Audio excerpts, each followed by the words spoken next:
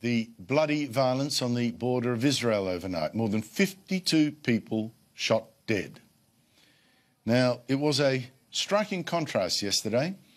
In Jerusalem, Ivanka Trump, daughter of the US president, opened the new US embassy in Jerusalem, moved there from Tel Aviv.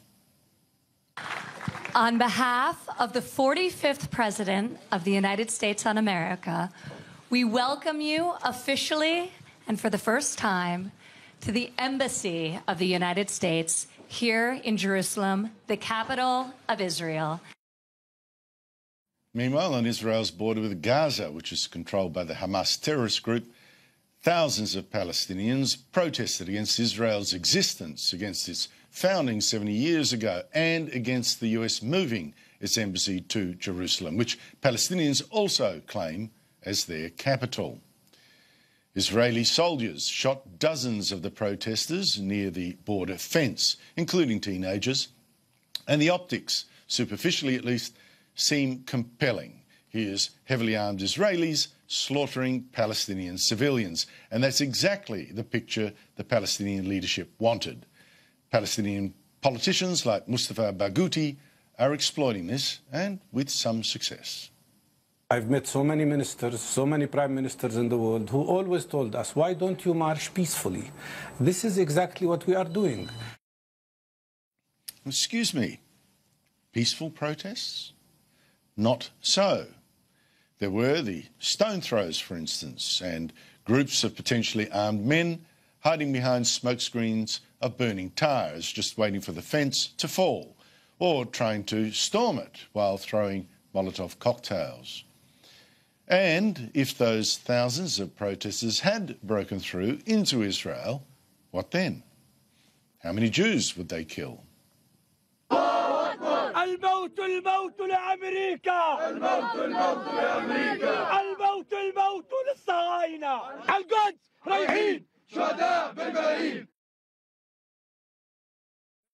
Or Jews is no longer popular in many elite circles, and the foreign ministers of France and even Britain implied that Israel had been trigger happy.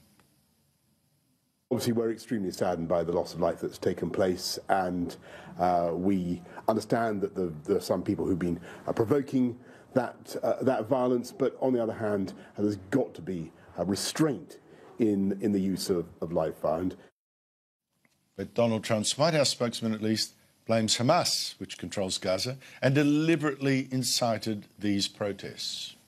Does the U.S. not agree with the French that Israeli authorities should exercise discretion and restraint? We believe that Hamas is responsible for what's going on. So there's no responsibility beyond that on the Israeli authorities. Kill at will. What I'm saying is that we believe that Hamas, as an organization, is engaged in cynical action that's leading to these deaths. Her own Prime Minister also sheeted the blame straight to Hamas. Any loss of life is like this is, or any loss of life is tragic in these circumstances, but Hamas's conduct is confrontational. They're seeking to provoke the Israeli Defence Forces. Is on the hands of Hamas or Israel? Well, if they're pushing people to the border in that context, in that conflict zone, you're basically pushing people into circumstances where they are very likely to be shot at, as Israel seeks to defend itself. For a fuller understanding of this confrontation, you do need some background. Maybe then you can understand why Israel cannot afford not to defend that fence along its border, even with deadly force. And perhaps it also explains why many Muslim countries are relatively muted in their criticism of what it's done.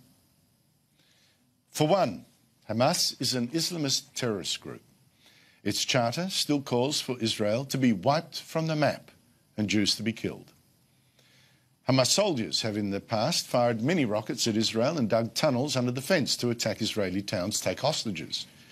Gaza preachers, even on the Friday before this organised protest, in sermons broadcast on television, called for the destruction of Israel and death for the wicked Jews.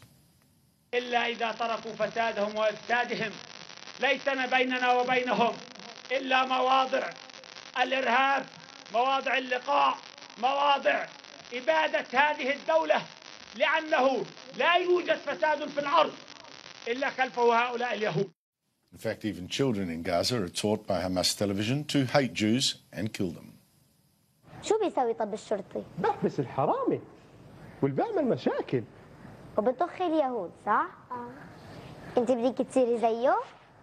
ان شاء الله لما تكبري. لما طخ اليهود كلهم؟ كلهم؟ طيب.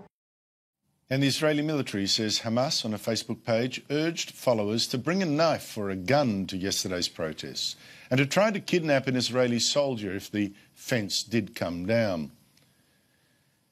So, to the critics and the dreamers who say, why do the Israelis shoot people who simply want a fence torn down? Or who say, why not just let more of these Palestinians in Gaza just simply live in Israel? What you're really saying is, let's have more Jews killed. But the Jews of Israel have decided that they will not be anyone's favourite victim anymore.